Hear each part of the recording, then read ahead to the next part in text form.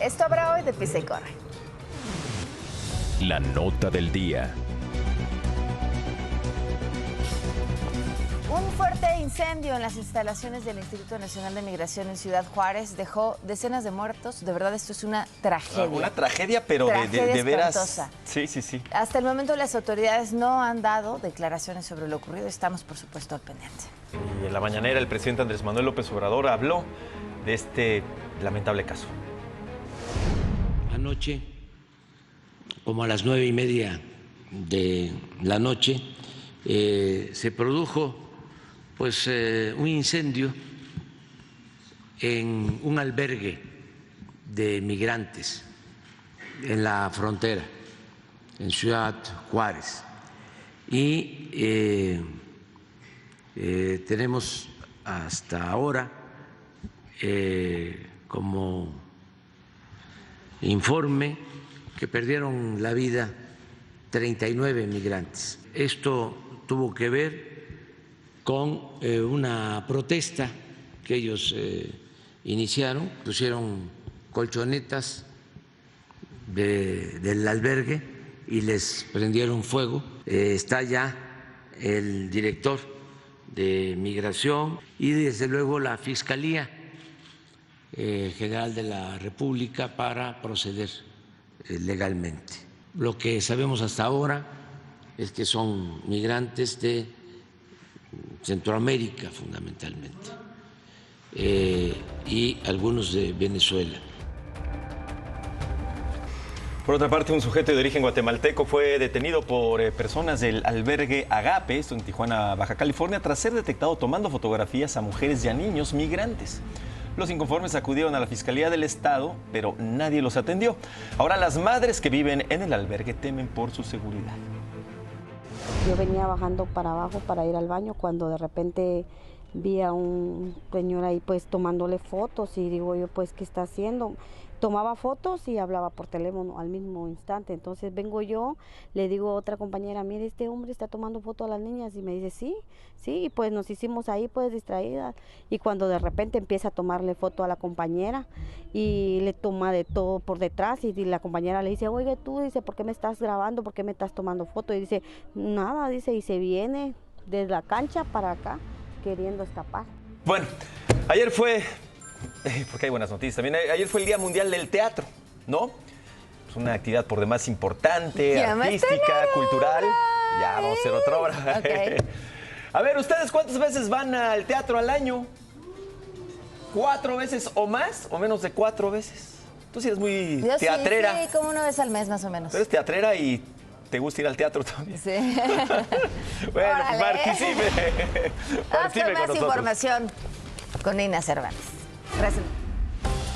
Informó el presidente Andrés Manuel López Obrador que recibió a Guido Croxatto, abogado de Pedro Castillo, quien fue destituido como presidente de Perú. El mandatario mexicano reiteró que Castillo fue destituido de manera ilegal e injusta y que ahora se encuentra en prisión padeciendo por el clasismo y el racismo.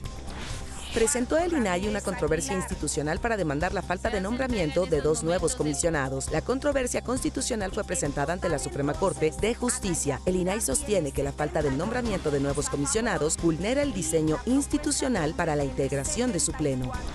Se llevan a cabo pruebas de operación en la línea 2 del Mexicable, que comunicará a los municipios de Tlalnepantla y Ecatepec con la Ciudad de México. Octavio Quirós, director de Supervisión del Transporte Masivo y de Teleférico del Estado de México, explicó que la obra está concluida al 100%.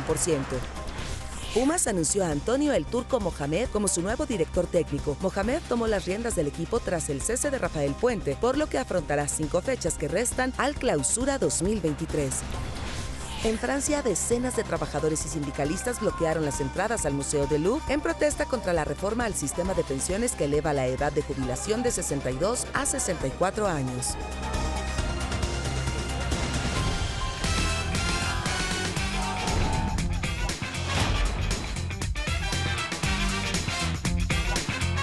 Estas imágenes ocurrieron en Naucalpan, en el Estado de México. Un vehículo sin frenos, o por lo menos sin freno de mano, se impactó contra un muro en la parada conocida como El Campamento.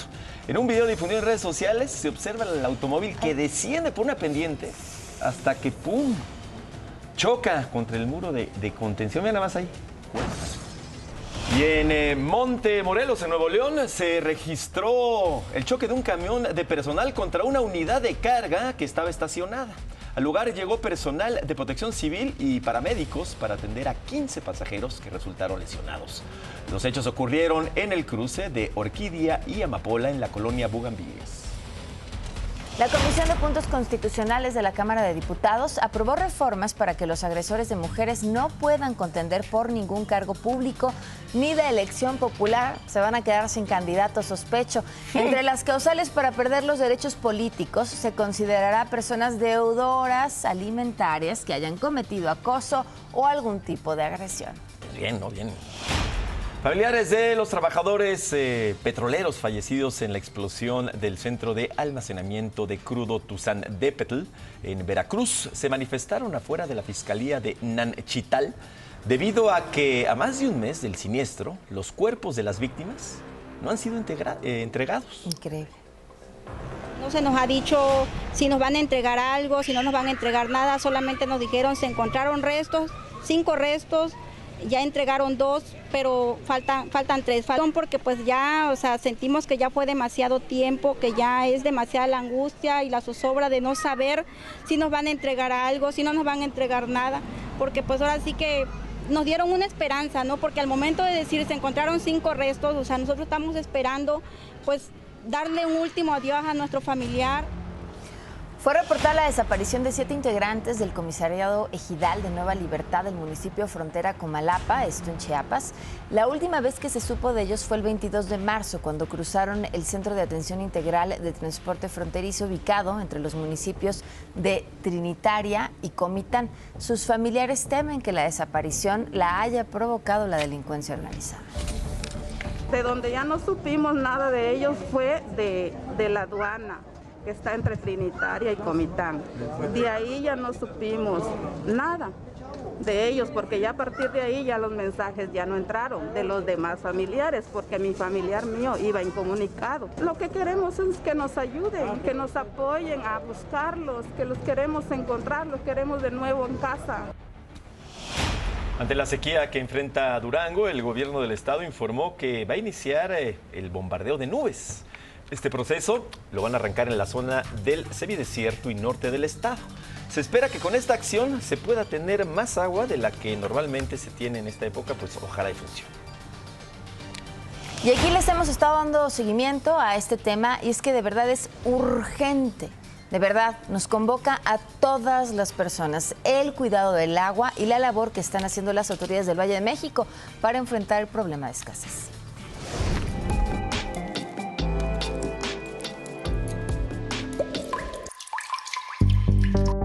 La sequía está causando estragos en la Ciudad de México y es por eso que el gobierno capitalino busca soluciones para evitar un impacto mayor en la ciudadanía y su vida cotidiana.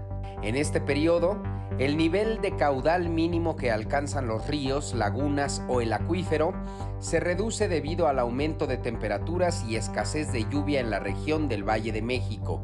Por lo pronto, autoridades federales y locales anunciaron la inversión de 50 millones de pesos para rehabilitar los pozos Caldera y Barrientos, que producirán 200 litros por segundo, abasteciendo a la zona oriente. En otra acción, habrá empresas que donarán agua de sus pozos concesionados, de los que se obtendrán 244 litros de agua por segundo para toda la ciudad. Según el gobierno capitalino, el sistema de aguas de la Ciudad de México y la Conagua intentarán incrementar el nivel de agua en el sistema Cutzamala, interconectando los pozos ubicados en el Aeropuerto Internacional Felipe Ángeles. Aunado a esto, la Secretaría de la Defensa Nacional se enfocará en bombardear nubes cercanas al Cutzamala para incrementar los niveles de almacenamiento, permitiendo que el vapor de agua se traduzca en lluvia. Se ha publicado en redes sociales un decálogo del agua en el que se recomienda no desperdiciarla, cerrar bien las llaves, bañarse en 5 minutos, no dejar salir el chorro de agua mientras se lavan trastes, se enjabonan las manos o cepillan los dientes. También colocar cargas completas en la lavadora reutilizando su agua, evitar usar mangueras para regar, detectar y reparar fugas domésticas, lavar el auto con una cubeta y reportar fugas de la calle. Para Grupo Imagen, Atalo Mata, Otón.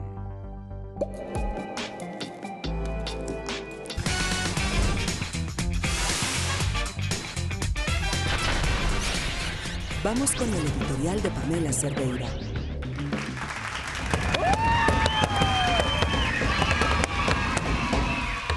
Yo sí, ahora sí. ¿Qué Ven horas? que hay todo un proceso para seleccionar a quienes serán los nuevos consejeros y consejeras del INE. Ser designado debe ser como sacarse la rifa del tigre. En fin, ya seleccionaron a 20 personas, de las cuales el legislativo tendrá que elegir a 4. Chabelo, ¿dónde está la catafixia cuando más la necesitamos?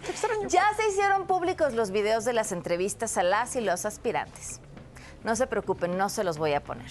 Bueno, uno sí, quizá el caso más polémico, porque en la quinteta para ocupar el puesto de consejera presidenta está la hermana de la secretaria del Trabajo. ¿Están seguros que es su hermana? Yo creo que es como su clon, hasta hablan igualito. Sí, sí, sí. Ella es Berta Alcalde. Ya hemos escuchado eso. Este tema ya había sido tema. ¿Quién lo había dicho? No sé. En su momento, de hecho, el INE respondió al asunto de que si era el instituto más caro o no del mundo. Respondió con un chipotle enojado. ¿Con qué? Un chipotle, ¿se acuerdan? A ver. Yo vi este video y decía, ¿cómo pasó el tiempo? Tiene apenas un año. ¿Un chipotle que sacaron enojado? este video, el del chipotle. Enojado. ¡Chipotle! ¿A poco se creyeron eso de que el INE es el instituto electoral más caro de América Latina? El INE, además de organizar elecciones, emite credenciales aquí y en el extranjero, capacita a personas para que integren las casillas, fiscaliza ingresos y gastos de partidos políticos, administra tiempos en radio y televisión, además promueve la educación cívica y la participación ciudadana. Todo eso no lo hacen otros organismos en América Latina. No se dejen engañar. El chipotle. Así como defendemos el presupuesto del INE, me cae, ¿no? Y además, ¿qué se rasca el chipotle todo el tiempo? Bueno, a ver, ser hija, mamá, pariente, esposa, prima, hermana gemela, no necesariamente tiene por qué representar un conflicto para que seas imparcial, aunque tengas las mismas convicciones que tu pariente y tampoco tengas historial en tu función pública con el tema electoral. Bueno, la pregunta es, ¿cuántos de los 20 candidatos tienen lazos familiares con miembros de otros partidos? Porque al menos sabemos que 6 sí tienen algún tipo de relación con miembros de Morena. Ahora, si estuviéramos hablando, olvídense, que no fueran de Morena, sino que estos mismos candidatos tuvieran lazos familiares con el PAN y el PAN estuviera en el poder, o que fueran parientes de Felipe Calderón, por ejemplo, entonces, ¿qué opinaríamos?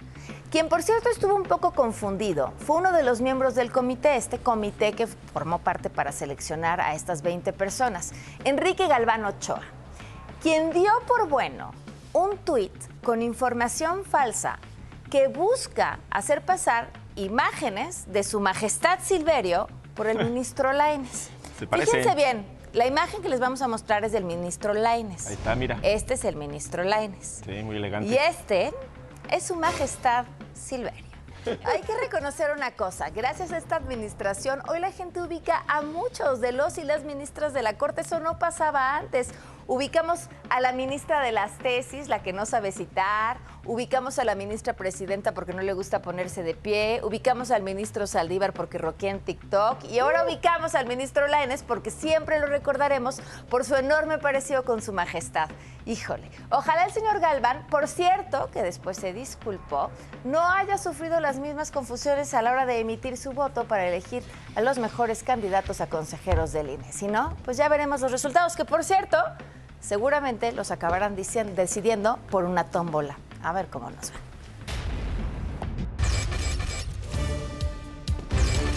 Y aquí en la Ciudad de México, la alcaldesa de la alcaldía Venustiano Carranza, Eveline Parra Álvarez, aún no cumple 1 año y medio en el cargo y suma ya varias quejas de vecinos por falta de servicios, delincuencia e invasión de comercio ambulante.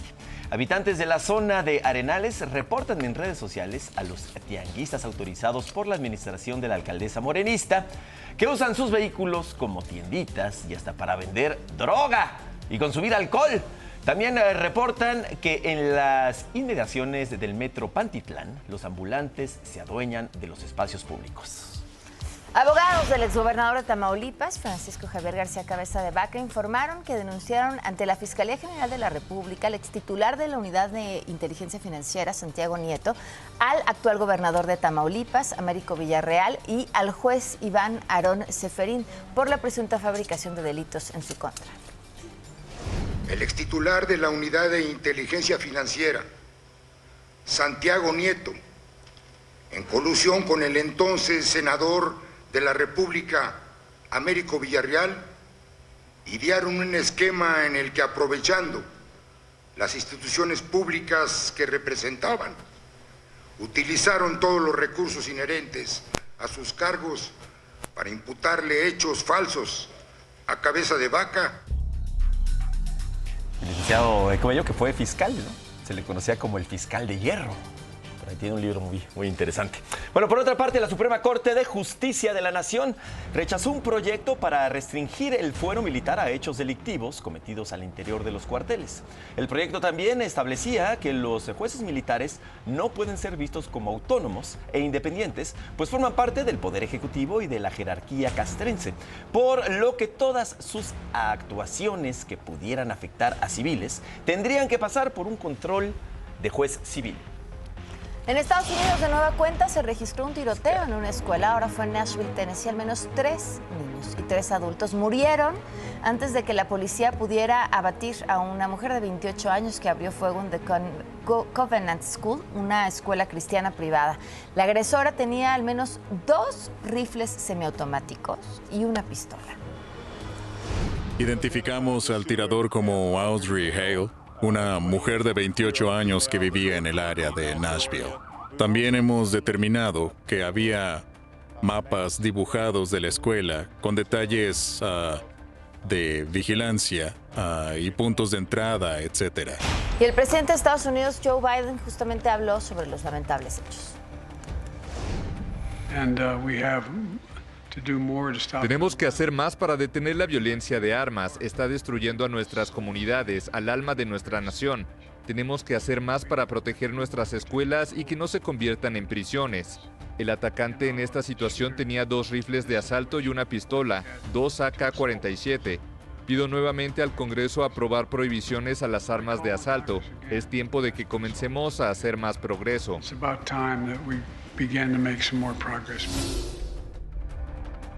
He escuchado muchas veces prácticamente lo mismo. De acuerdo con la prensa de los Estados Unidos, la agresora del tiroteo en Nashville recientemente se identificaba como hombre en sus perfiles de redes sociales.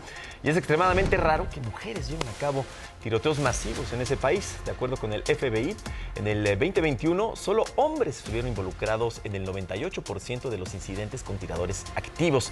Y entre el año 2000 y 2018, solo 9 mujeres estuvieron involucradas en 250 incidentes con armas. Vamos a una pausa y volvemos.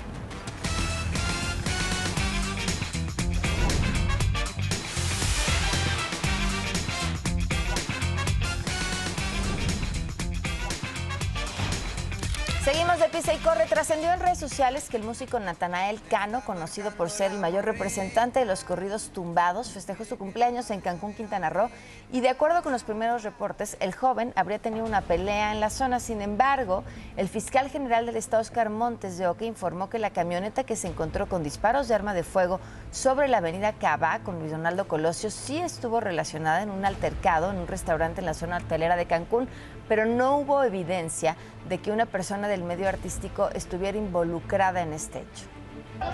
Un informe de la ONU reveló que el cese de actividades por la pandemia de COVID-19 detuvo la demanda de cocaína, pero no su producción en América Latina, que alcanzó la cifra de 2,000 toneladas en 2020, la más alta hasta ahora. Esto representa un incremento de 200 toneladas respecto al año anterior a la crisis sanitaria.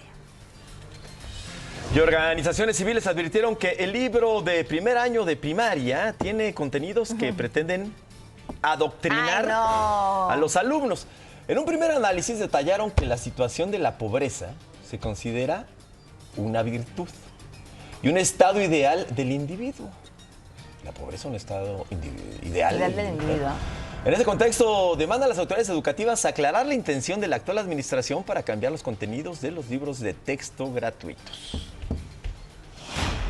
La preocupación de politizar la educación, por la preocupación de encontrar en los libros de texto no solo errores de forma, sino una manera de adoctrinar a los niños. Queremos que dejen de jugar con la educación de nuestros niños, que la educación tenga un sustento real en lo que marca el artículo 3 de la Constitución, educación científica, gratuita y laica. Nos vamos mientras tanto con más información con Inés Cervantes. Al encabezar su última sesión de la Junta General Ejecutiva del INE, el consejero presidente Lorenzo Córdoba agradeció a directivos y trabajadores por su compromiso. La Suprema Corte de Justicia abrió un micrositio en su portal de Internet con el objetivo de difundir la información relacionada con el llamado Plan B de la reforma electoral promovida por el Gobierno de México. El máximo tribunal argumentó que el objetivo es que la sociedad tenga un espacio de consulta de las acciones de inconstitucionalidad. Viudas y familiares de los trabajadores petroleros fallecidos en la explosión del centro de almacenamiento de crudo Tuzandépetl se manifestaron frente a la Fiscalía de Nanchital, Veracruz. Denunciaron que a más de un mes del siniestro no les han entregado 3 cuerpos, así como las actas de defunción para poder realizar los trámites del seguro. Bueno, tú también estuviste en Telehit un tiempo, ¿va? Como voz en off, pero sí, como voz en off. Se reúne la familia Telehit. La familia Telehit. Sí, y la familia Telehit, vamos a revisar cómo va. El Dos Sopas, ¿cuántas veces vas al teatro al año? ¿4 veces o más? 8%. ¿Tú vas al teatro, sí? Yo voy al teatro, sí. Ya fueron a ver 3 veces a la semana. ¿Cuántas veces? Pues yo 3 a la semana voy a estar. No te he ido a ver a ti, ya fui a ver Mamma Mía. No, todavía no debuto. Voy a ir, pero voy a ir.